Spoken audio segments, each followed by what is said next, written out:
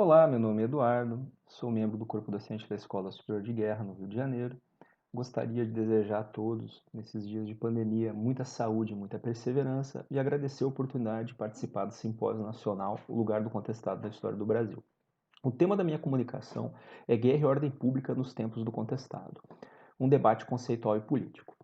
O propósito da minha comunicação é estimular o debate sobre o emprego da violência estatal, da coerção contra a população civil, tendo como recorte a campanha militar do contestado e o emprego das Forças Armadas, particularmente do Exército, como instrumento repressivo aos rebeldes.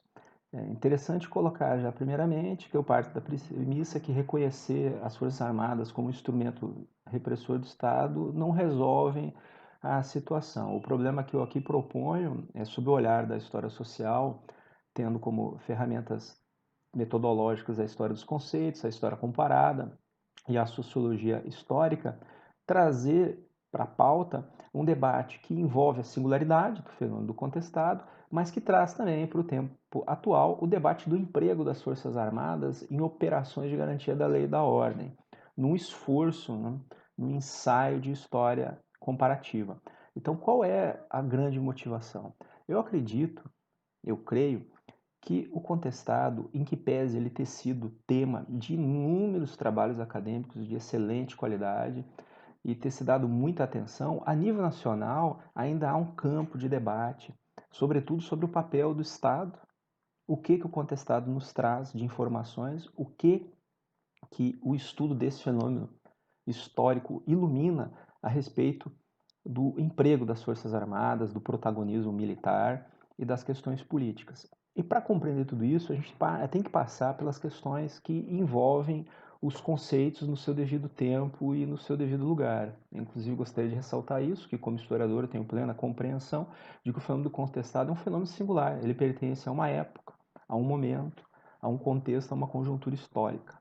Mas, como Koselleck coloca em uma de suas obras, o fato da gente reconhecer que um fenômeno histórico pertence a um lugar não impede que esse fenômeno histórico nos traga questões para o tempo presente, nos façam pensar os dias de hoje e mesmo o futuro, longe, afastando qualquer consideração devedora da história como mestre da vida, de forma alguma, mas sim na percepção de que os fenômenos históricos nos trazem questionamentos, nos trazem várias questões que permitem esclarecer vários aspectos. Então, esse é o propósito da minha comunicação.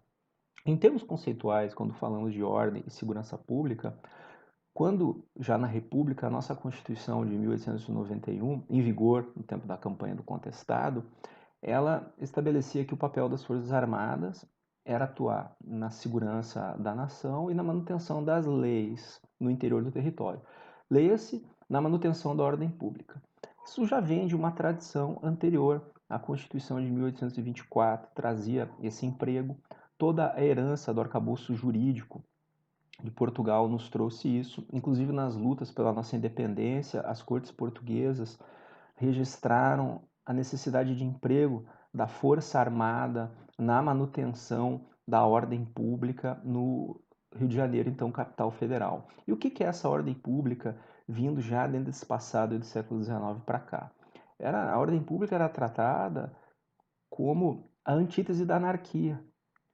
Era a ordem em nome de uma suposta felicidade pública.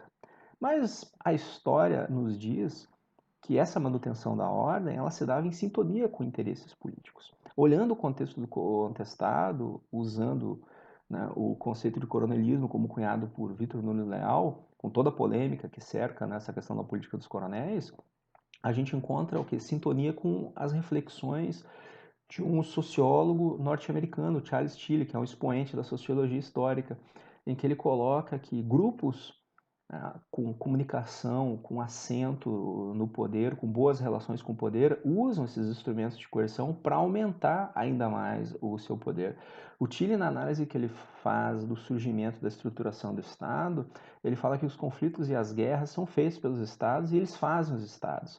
No caso do contestado, quando a gente pega os episódios que são raízes, né, dos acontecimentos que deram origem ao conflito, em particular a denúncia do superintendente do Curitibanos, o coronel da Guarda Nacional, Albuquerque, a denúncia que ele faz ao curandeiro José Maria, acusando o grupo, né, que cercava José Maria de querer restaurar a monarquia, é uma denúncia até onde nós, né, pesquisadores, sabemos infundada, ela encontra correspondência a essa análise do uso dos instrumentos de coerção do Estado, do poder da violência para o incremento e o aumento desse poder. E aonde que entra a discussão do Exército, das Forças Armadas, né? Aqui pontuando o Exército, que é o principal protagonista de todo esse papel, a época, né, o Setembrino de Carvalho, que foi o comandante, o general, comandou as operações em campanha. Ele, inclusive, intencionou trazer a Armada, né, a Marinha do Brasil, para participar da campanha, com navegação de patrulha no Iguaçu, mas isso não aconteceu, de forma que é o Exército aqui que nos interessa, sobretudo, até porque era o principal protagonista na Primeira República das intervenções, né, a política dos governadores, do Marechal Hermes da Fonseca, e todos os momentos posteriores, né, em que essa instituição foi empregada, a gente pensa a seguinte questão: como que os militares receberam essa incumbência? Pensando o conceito de guerra. Guerra, segundo o autor do clássico da Guerra, né, o Carl von Clausewitz, lido pelo general Setembrino Carvalho e citado nas suas obras, né, tanto no relatório sobre a campanha do contestado, quanto nas suas memórias e na sua comunicação no clube militar, ele cita que se inspirou em Clausewitz quando ele bota, a partir de 1914, no segundo semestre, quando ele assume a função do comando das operações, a estratégia de cerco, com o objetivo de aniquilar, né, a disposição de combate, né, dos rebeldes e partir para o combate decisivo. Né? Ele reconhece, então, que no contestado nós temos uma guerra. Só que esse reconhecimento, que a gente encontra na revista Defesa Nacional, quando ela diz que não há outra forma de agir no contestado, uma vez que o exército vai atuar, se não tratar como inimigo, né, os rebeldes, é um conceito que, no final das contas, é pervertido, porque o conceito de guerra, segundo o pensamento clássico, ele se aplica como uma continuação da política por outros meios, o uso da violência enquanto monopólio do Estado, um conceito weberiano, o uso da violência para levar um adversário, uma outra nação, a fazer a vontade do Estado que opera aquele exército. E isso deve se dar entre forças equivalentes ou similares. E se admite também em combates que visam manter, né, o papel do Estado e a soberania estatal. Um exemplo disso seria o emprego das Forças Armadas contra grupos guerrilheiros que intentam tomada do poder ou a secção do território, né, em vários contextos. Mas o que nós temos no contestado? Nós temos um movimento separatista? Nós sabemos que as denúncias referentes a intenções separatistas ou monárquicas eram infundadas. Os próprios militares da época tratavam isso, né, como motivo de chacota. Mas o que acontece efetivamente é que o exército ele atua na região como em operação de guerra, contra nacionais, pervertendo esse conceito. Um conceito que já era firmado e cunhado naquela época. E aí entra a questão atual. Quando nós fazemos um paralelo a isso, uma questão que vem à mente: um Estado que se quer democrático deve permitir o emprego dos seus militares federais contra a população civil? Olhando o passado de experiência, no tempo do contestado, esse emprego não era incomum. As Forças Armadas de diversos países assim agiam. Em que pese nós observarmos mudanças nesse comportamento nos anos seguintes, quando organizados as chamadas forças intermediárias, as guardas nacionais. Nós temos o caso dos carabineiros no Chile, a gendarmeria na Argentina, a Guarda Nacional do Brasil, surgida em 1931, já na entrada ali dos anos 1920, já efetivamente não funcionava, fruto, claro, de todo um contexto que envolvia a composição da guarda, mas ela não vai ser modernizada para atender essa necessidade de força intermediária. A gente não vê isso acontecendo. E aí entra mais uma questão no debate: a militarização da segurança pública. Esse é o caminho que o Estado deseja? Quando nós olhamos o contestado, a gente tem nítido quais são as consequências do emprego da Força Armada contra a população civil. É um trauma para a sociedade, uma violência desmedida.